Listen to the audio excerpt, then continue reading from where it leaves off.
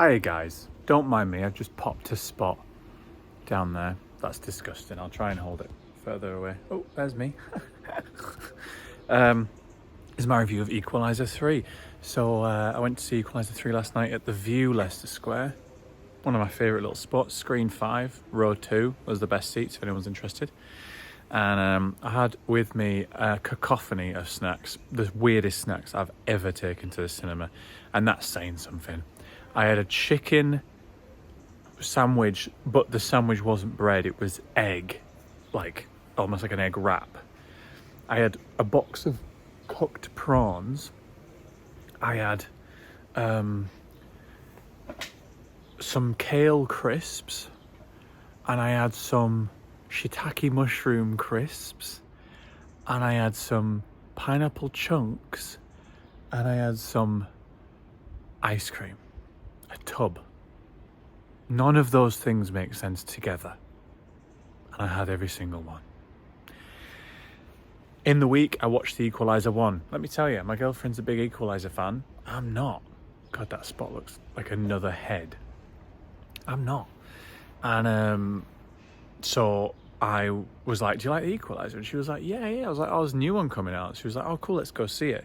So I had never seen any, so I went to watch Equalizer 1. Enjoyed it, run-of-the-mill action film.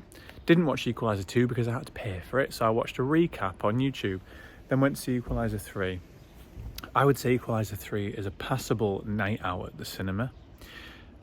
You generally get what you want in terms of like badass action.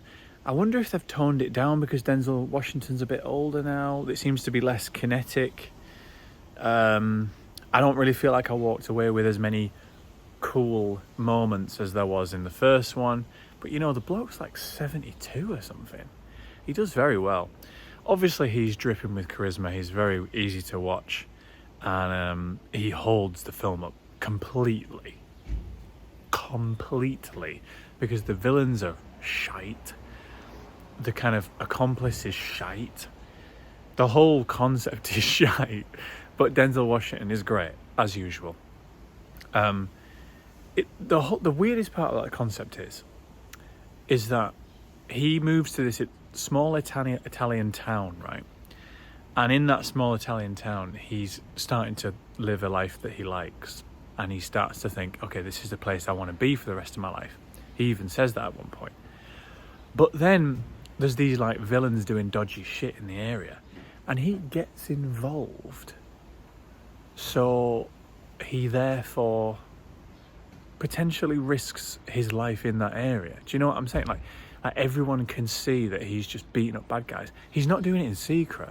There's one point where he holds a guy's nerve in a restaurant, literally a nerve in his arm, makes him scream in pain, and just everyone in this tiny village is watching, and they've already established that everyone in this village knows everyone. So, and they know him. So they must be like, but it's all kind of making out as if they love him, which I'm sure they do because he's a lovely bloke. But then they watch him like pin someone down in a restaurant, and then at the end, spoiler alert, this is your sign to turn off if you don't want a spoiler. Okay. And then at the end, he kills the main boss bad guy by overdosing him with the illicit drugs that the bad guy's been trying to distribute, and parading him through the town like a dog. Like he's overdosing and he's crawling through the town foaming at the mouth, and everyone can see him do that. And then the final scene is Denzel Washington with the rest of the town having a jolly old time, celebrating a win of the local football team. Literally, that's the end, and him dancing like this, shit dancing. And I'm like, why are they accepting him as one of them? Surely they'd be like, oh yeah, thanks for getting rid of the villains, but can you go as well, actually? Can you all go? Ideally. Because you're all fucking up the vibe, really. Denzel, you're not really adding to the vibe just because you went and bought a fish and bought a hat. Which is what he does. So that was the main problem with the film.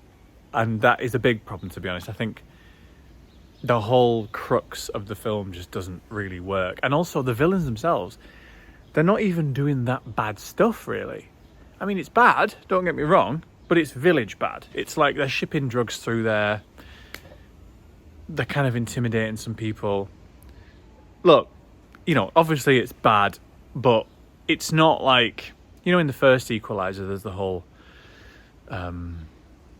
Russian mafia thing, and it like the whole thing makes sense with what they've done for Denzel to go after them. Doesn't really make sense in this one.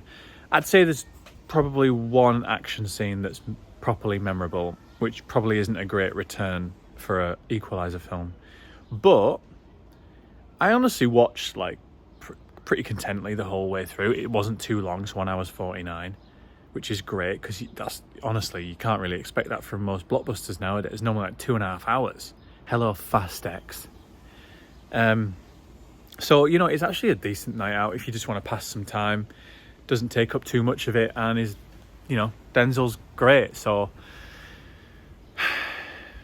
you know, if I was rating this in a magazine, I'd probably give it a 3 out of 5, just to say, like, yeah, go and see it if you fancy it.